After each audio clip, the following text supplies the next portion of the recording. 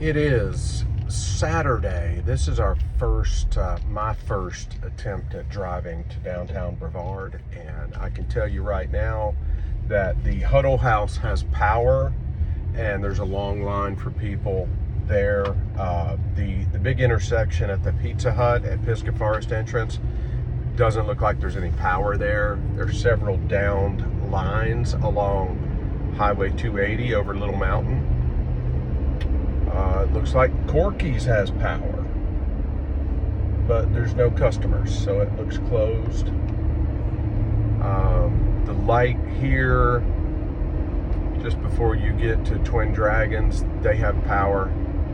The light has power. I don't know if Twin Dragons has power, but we, White Squirrel Realty, and some of our team members are traveling around today to do well checks on guests and properties, just to make sure that we're doing everything we can do to be proactive in the event that somebody needs our help, or we need to cut a tree down or something like that. Okay, I'll check back in with you shortly.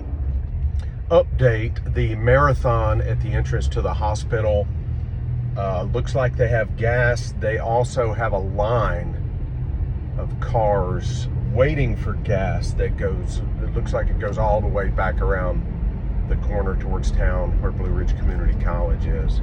Traffic is moving very slow. Honestly, I'd advise you, if you can stay home, it's safer. There's no reason to be out. Most of the places are closed. You're not gonna find many places to do business. Conserve your gas and your resources for the time being. These are cars that are backed up on 64 in front of Blue Ridge Community College. I'm not sure why. I think it may be because the lights are difficult to navigate, as well as everybody is trying to turn into the marathon to refuel. It looks like they have gas at the marathon on the Rosman Highway, but I will tell you there are lines that go all the way back up towards Cardinal Drive in. So be prepared. Hey, I am still making my rounds around town. We've checked several properties. We've actually fired up the chainsaw and cleared a driveway. Right now I'm in front of Brevard College, and it is almost gridlock, and I feel as if it may be gridlock all the way to the gas station in front of the hospital. But there is a lot of traffic northbound on 64. Yeah, on the old Hendersonville Highway is a good gauge of how much water we had. That's the golf driving range, and it does go down to the river, but the river is, you know, a long way down there. We are also experiencing gridlock here as we travel towards Oscar Blues, which I heard yesterday the water was over the road. So we just turned off of the old Hendersonville Highway onto Osborne Road, headed back up here towards Blue Ridge Community College, because the water is still crossing the road on the old Hendersonville Highway, and there are cars going through it, but I've got a Jeep, but I still don't feel comfortable with that. And honestly, this is gridlock on Osborne Road too, because it feeds right back up to the main road. So we actually had to change course. We backtracked off of Osborne. We are going to cut through this water on the old Hendersonville Highway. There looks to be one car that's stranded.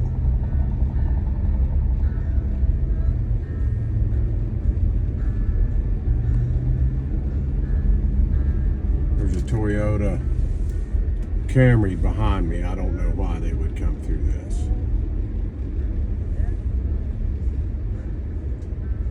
But You know, this water is only about 6 to 8 inches deep.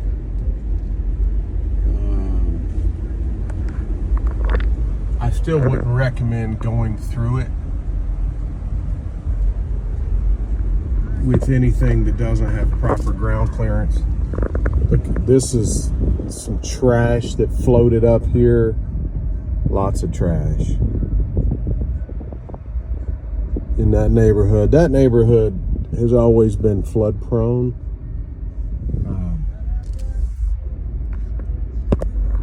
Cherry Street.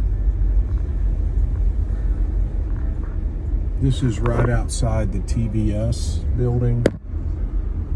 That house has water in it, I'd say. Even though they have a dam built up around the house, at this point the dam is actually just holding the water in.